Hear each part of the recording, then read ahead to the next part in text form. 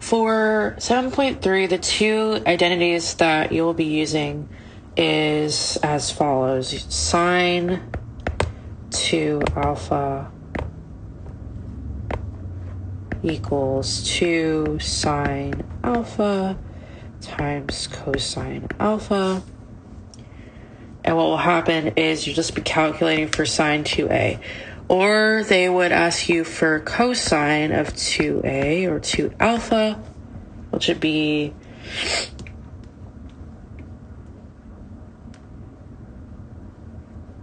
cosine 2 alpha minus sine squared alpha. So you're going to be using both of these formulas. Now what's going to happen is in an exam problem, we'll do a problem that's similar to 7.2, where they ask you to find sine alpha, or sine A, cosine B, and sine B. Then once you find those, you'll then solve for whichever they give us in 7.2 of the four formulas. So whether it be cosine alpha plus beta, or cosine alpha minus beta, or sine alpha plus beta, or sine alpha minus beta. So whichever ones that they'll ask you to solve, you'll solve for that. Find using the same that you found for the first step. And then this third step would be solving for one of these, either one. Or they might ask you for both. And then I will do a final problem like the exam, or similar to the exam, that will have all three steps all combined. So let's do an example similar to this, showing how to solve for cosine and sine, and then we'll do a similar exam problem.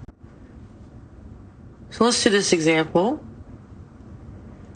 They give us a problem that says cosine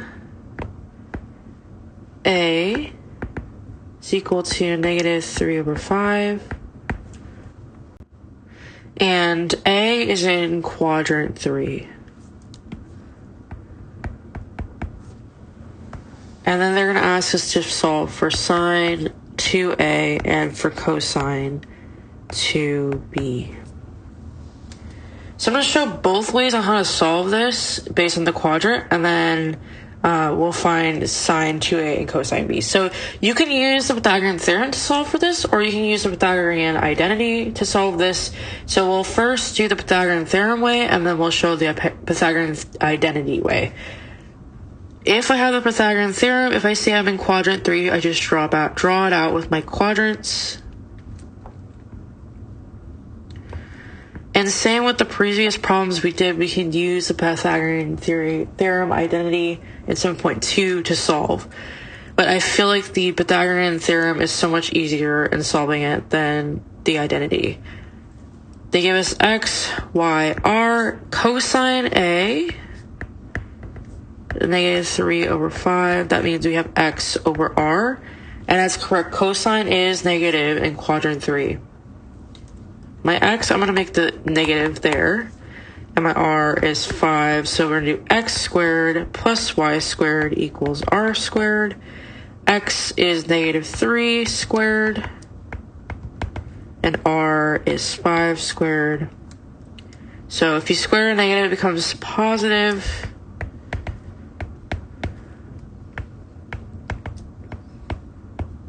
I think that's 16, right? Sick guess in my life. Yes, 16. So y equals 4. Then my x is negative 3 again, and my r is 5. So if I have cosine A, I want to find sine A, right? Sine A is y over r, y is 4, and r is 5. Now in quadrant 3, sine is indeed negative as well, so sine A is negative 4 over 5. Super easy to find these. Now, what if I decided to use the Pythagorean identity? Well, the Pythagorean theory identity is sine squared A and cosine squared A equals 1. So we know cosine A because they give that to us, but they don't give us sine 2A, right?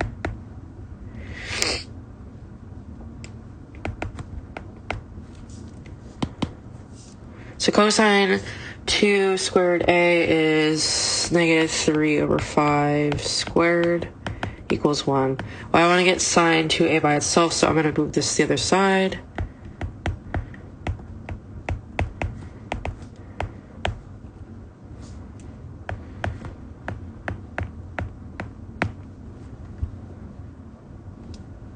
And what happens when I square a negative? It's going to turn positive.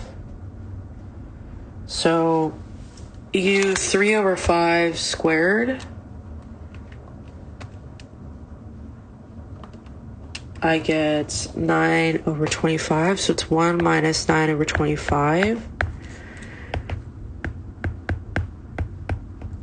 And then I want to turn that 1 with the same denominator, so what's going to happen is you multiply it by 25, so you get 25 over 25 minus 9 over 25, and then you're going to get 16 over 25.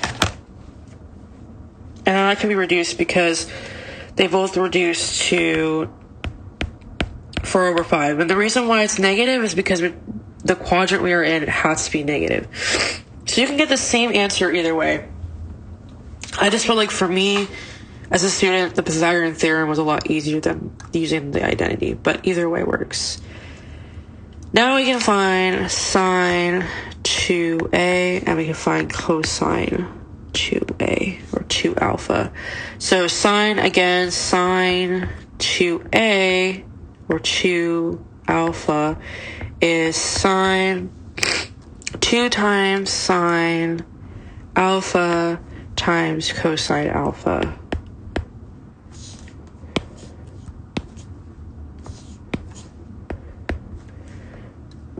So I know sine A was negative 4 over 5 times cosine alpha, which we know was negative 3 over 5. So now when I do the math,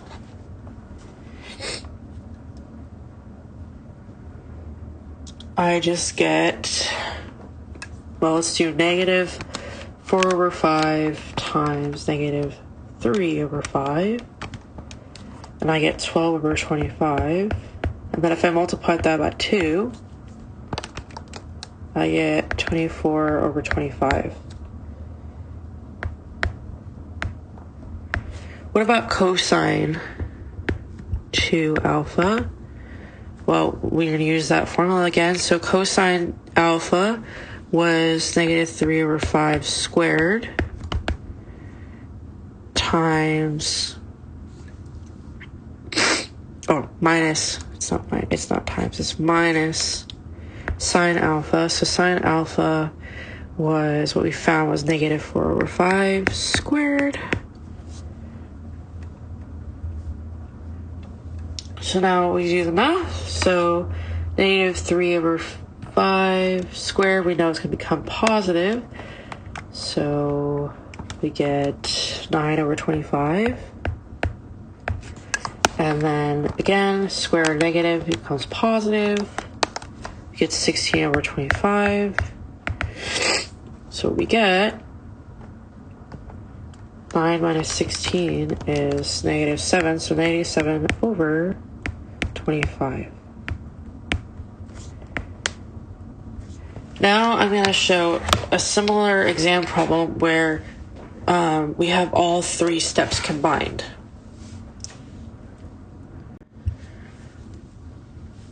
So they give us, let's try this, tangent A is equal to 5 over 12, and it's in quadrant 3. And then they say also that sine B is 7 over 25, and B, so this is A is in quadrant 3, and B is in quadrant 2, right? And the first step they're going to ask us for is, let's find sine A, cosine A, sine B, and cosine B. Well, We already have sine B, and we already have, we don't have any of the others. So we have to find what they are. Well, I'm going to draw out my quadrants. I'm going to solve using the Pythagorean theorem for these guys because it's a lot quicker. And I'm going to draw my quadrants. So quadrant 2 is here, and quadrant 3 is here. X, Y, R, X, Y, R. And I'm going to label my sides. 5 over 12. So tangent is Y over X. And sine is Y over R, right? Now I'm going to label my letters. 5, X is 12, Y is 7, and R is 25 here. Now I'm going to use the Pythagorean theorem to solve for what I'm missing. So I noticed in the first one I'm missing R, so I'm going to be solving for R. X squared plus Y squared equals R squared. 12 squared plus Y squared equals R squared. 12 squared is 144, and 5 squared is 25. You add those together, 169.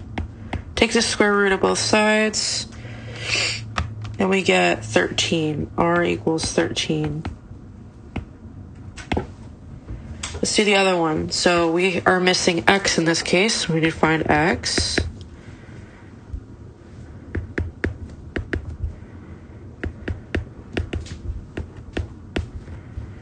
So 49. 7 squared is 49.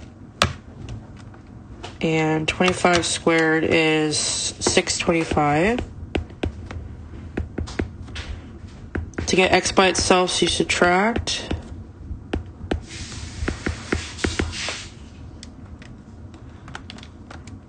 And you get, let's see, 625 minus 49, you get 576. Take the square root of both sides, and you get 24. So X equals 24.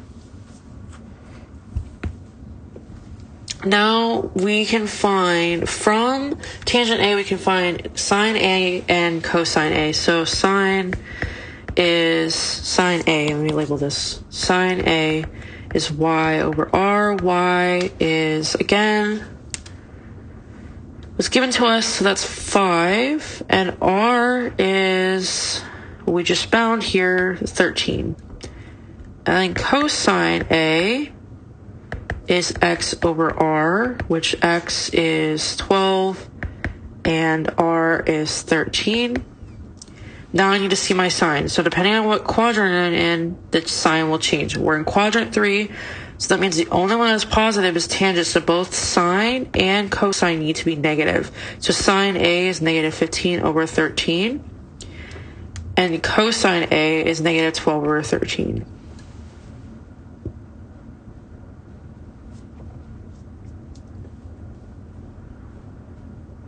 Now we need to find what cosine B from sine B is. So, you know, X over R is cosine. So X, again, is what we found. So 24 over 25. And in quadrant 2, cosine is negative. So cosine B should be negative 24 over 25. Now we have all our moving parts to solve for the next step. The next step that will be given to us in this problem, they're going to be asking us for sine A plus B. Let's do that. So sine A plus B is going to be sine A times cosine B plus cosine A times sine B. So on the exam, this will be given to you, the whole formula, so you won't have to, try to remember it.